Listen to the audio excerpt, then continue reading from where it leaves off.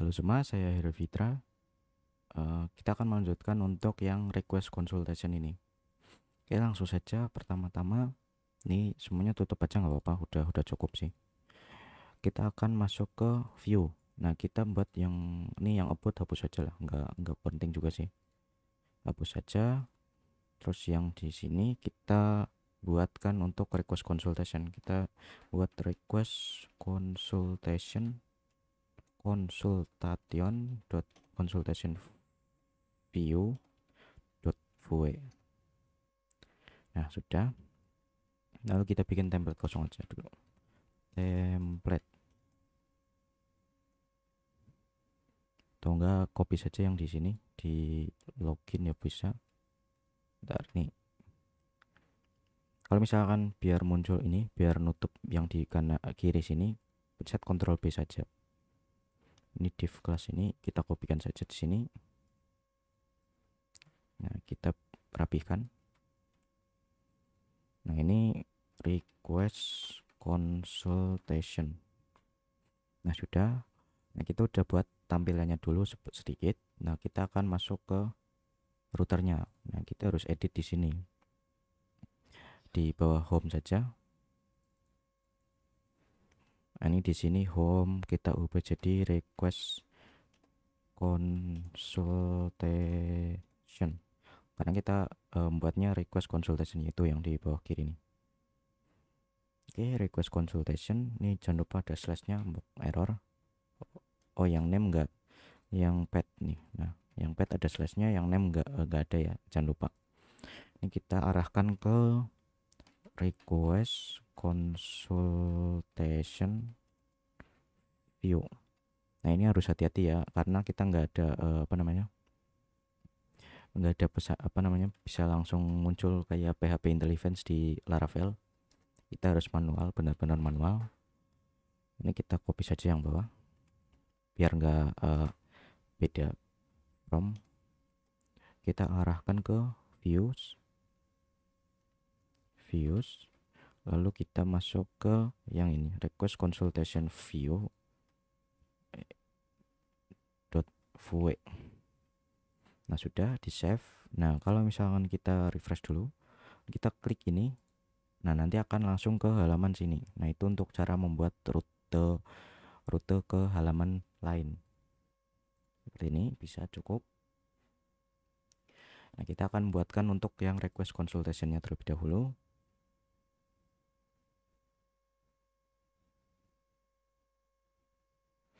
Nah, yang pertama kita perlu yang namanya ketika ada berhasil itu ada alertnya. Nah, untuk alertnya itu kita bisa copy di home. Yang ini copy saja, ditaruh di sini. Oh, sebelum itu kita harus masukkan ke kontainer dulu.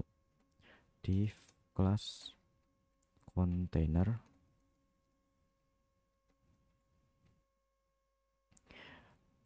Nah, ini kita hapus saja karena kita nanti kita membuatkan variabel baru di sini di khusus untuk yang di dalam sini. Itu kita kasih nih script. Kita membuatkan datanya dulu. Export default data function return object. Datanya itu untuk message sukses post. Ada message sukses post dan ada message error post karena ada kemungkinan nanti error. Oke, ini berarti kita duplikat saja ini yang message sukses post, kita ganti jadi message sukses post, message error post maksudnya. Ini alert danger karena kalau error kan merah. Nah, sudah. Baru kita masuk ke formnya. Untuk formnya sendiri kita bisa kita formnya ini bentuknya seperti ini. Kita lakukan buat formnya dulu. Kita tampung ke form dulu biar nggak lupa. Form. Lalu div class row itu baris artinya, maksudnya. Lalu div kelas call md min 6 karena kita hanya butuh hanya 6 kolom saja. Ada di ini 1 2 3 4 5 6. Di sini adalah totalnya 12 kalau misalkan full layar. Kalau misalnya ini kan setengah layar. Nah, jadi pasti 6-nya full nanti. Lalu ada label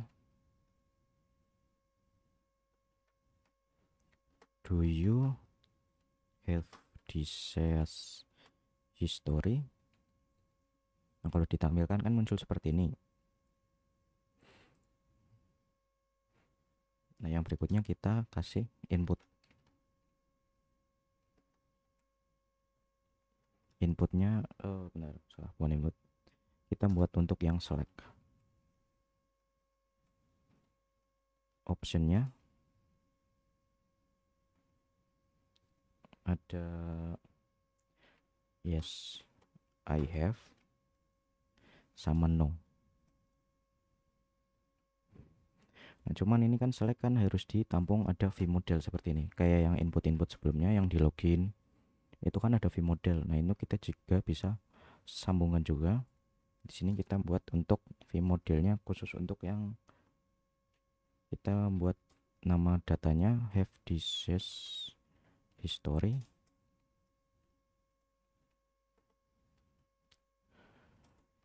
Defaultnya itu kita true. Kita kasih default saja true karena kita butuhnya cuman true sama false saja. Ini kita copy masuk sini. Nah, untuk value-nya itu kita karena kita value-nya itu dalam bentuk apa namanya JavaScript data, itu kita harus pakai titik 2. Kalau misalkan HTML biasa kayak string biasa ini kayak gini bisa. Tapi kalau misalkan mau false, ini kan false kan bentuk data di JavaScript, tipe data di JavaScript. Nah, kita pakainya ini titik 2 atau ya udah titik 2 aja cukup. Lalu kita true, ini khusus untuk yang yes I have. Nah, untuk yang no kita false. Nah, sudah, nanti tampilan seperti ini. Cuman harusnya ada jarak antar teks yang label ini sama yang select ini. Nah, kita bisa tambahkan di sini select kelas ms-2. Nah, jadi otomatis ini ms itu margin start, atau kalau di Bootstrap 4 itu biasanya margin left, margin right gitu. Kalau di ini sudah jadi margin start dan margin end. Kalau margin ME ini udah cukup.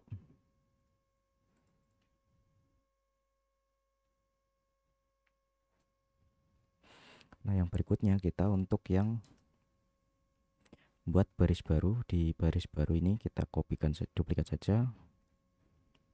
Oh, ini enggak usah. Kita buat text area input.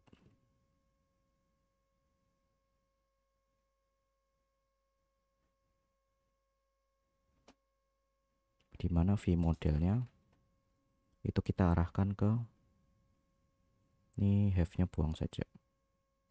Di sesi history isinya kosong. Nah, di sesi history ini vModelnya kita arahkan, kita sambungkan. Lalu placeholder describe your disease history. Nah, kalau di save kan muncul kayak ini, cuman kan ini kan enggak full ini. Nah, cara fullnya tinggal kita kasih, pertama kita kasih kolomnya itu 60, calls 60. Nah, itu kan ke sana ke kanan full tuh. Nah, kita kasih rows atau ke bawahnya itu 6. Nah, jadi agak lebih besar ya. Cuman ini kan harusnya ada jarak, ini kayaknya kurang jaraknya. Nah, kita kasih di row saja ini mt-2. Nah, jadi ada jarak nih.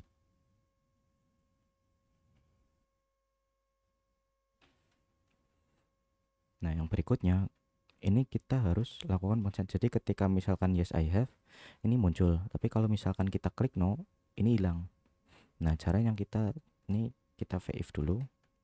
Kalau misalkan have disease history-nya true, berarti ini munculkan. Kalau misalkan ini kan terus sama false. Nah, kalau misalnya gini bisa langsung tanpa harus panjang-panjang. Jadi kalau true ini muncul, kalau false ini nggak muncul. Nah, ini kan udah cukup nih. Udah hilang. Nah, cuman kalau misalkan di sini ini kan harusnya ketika milih mana VW. Nah, di data ini kurang besar.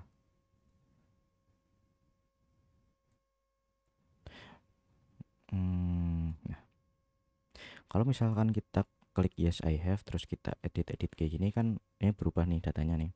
Nah, cuman ketika misalkan kita klik no, ini datanya hilang. Harusnya kita kosongkan lagi.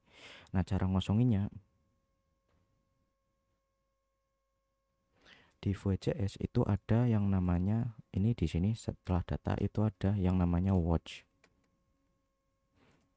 Jadi kalau misalkan ada perubahan itu akan langsung diproses oleh si VJS-nya. Nah, untuk watch itu ini jangan lupa koma. Itu kita datanya. Jadi ketika ada perubahan data di sini, kita kan have disease history. Jika ada perubahan data di have disease history, kasih gini handler to function file. Nah, kalau kita console log sebenarnya ini filenya ada nih, console log file. Nah, kalau misalkan kita ke console log nih, yes I have, no, ini kan muncul false. Nah, kalau berubah yes. Nah, jadi setiap ada perubahan di sini itu pasti akan langsung jalankan proses yang di sini, yang di watch ini. Watch khusus untuk data have disease history, dan setiap kali ada perubahan munculkan console log. Nah, di sini ketika misalkan ada perubahan di have disease history, kita lakukan pengecekan. Nah, di sini kan datanya false atau true kan. Nah, kalau misalkan datanya false itu kan no.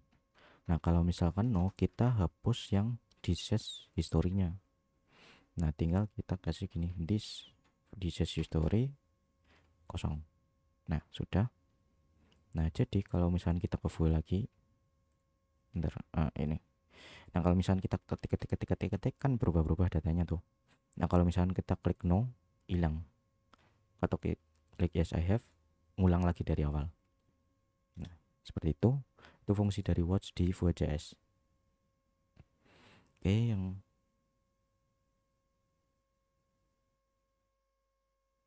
yang berikutnya udah cukup ini, cuman oke, udah cukup sih.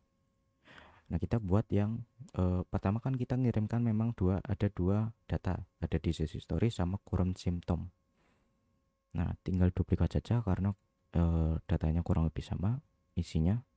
Kita duplikat semuanya. Ini kita besarin lagi. Nah, kalau di save kan muncul dua nih. Nah, tinggal kita edit yang di sini. Do you have symptoms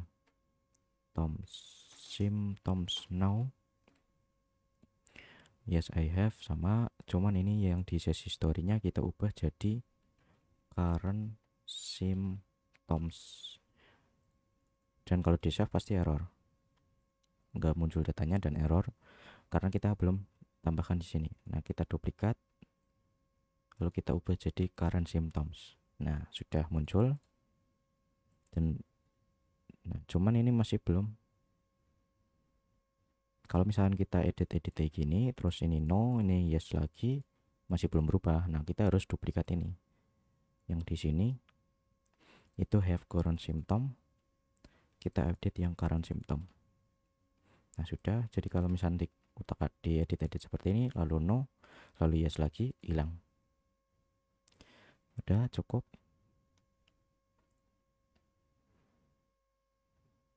Lalu berikutnya kita membuat div class row untuk buttonnya.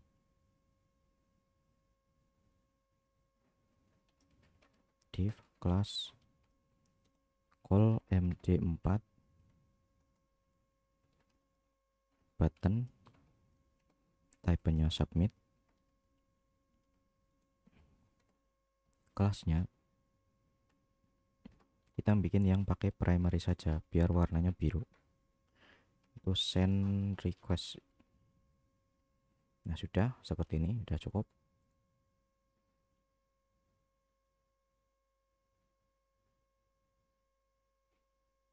Nah baru kita masuk ke prosesnya nih. Nah untuk prosesnya kita buat di method terlebih dulu, method belum ada ya. Nah kita buatkan dulu metodenya, methods, ini jangan lupa koma ya. Metodenya namanya submit. Kita konsol log test dulu lagi aja.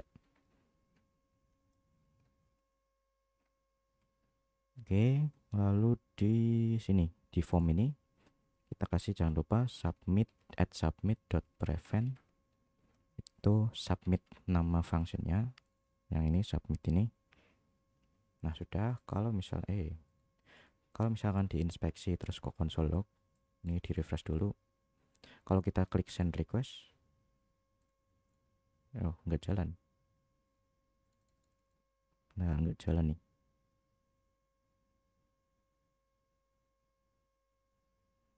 Atau submitnya function gini kah? Nggak jalan. No.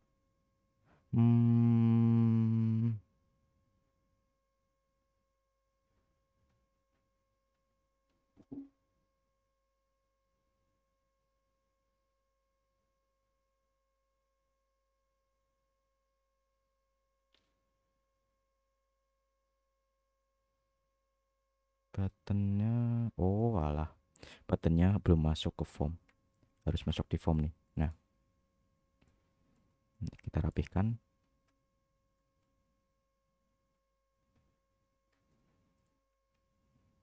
Send request, nah baru masuk nih. Oke. Nah baru kita olah pakai kirim datanya pakai XHR. Nah untuk kirim datanya kita bisa copy yang di login saja, nanti kita edit. Ini copy saja semuanya, nggak apa, copy sampai sini. Ini di copy.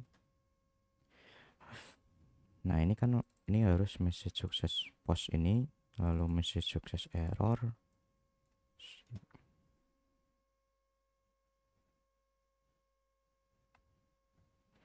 Udah, terus kita butuh yang 401 sama 200 saja, yang 400 enggak ada. Dan ini kalau misalkan error di sini respon message, kalau misalkan berhasil itu kita kasih pesan berhasil di sini sama message error post diganti jadi sukses post. Lalu kita set timeout, jadi kita setelah 2 detik itu kita lempar ke halaman dashboard. Tuh 2 detik seperti ini, 2000 milisekon atau 2 detik gitu, ini sama aja. Itu kita lempar ke halaman vue.$router.push, name-nya home. Seperti ini. Nah, cuman di sini itu kita ganti nih. Ini postnya ke consultations, tanda tanya token. Nah, untuk token kita ngambilnya dari this $ATTRS model value. Di sini kalau misalkan kalau mau ngecek di sini ada nih div lalu yang request consultation, kamu cari yang di sini di ATTRS. Nah ini model value nih. Nah ini sebetulnya data user nih, udah ada, sudah model value dot token. Nah kita kirimkan bentuk JSON karena kita ngirimkan data current disease history sama current symptom. Ini kita pastekan saja sini kayak gini. current symptom. Nah, sudah. Oke, kita tes dulu.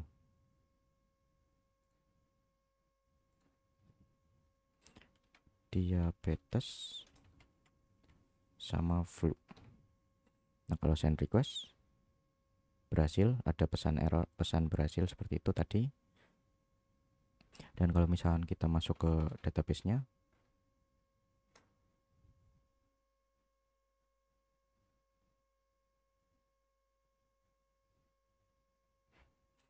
php-admin, username-nya root.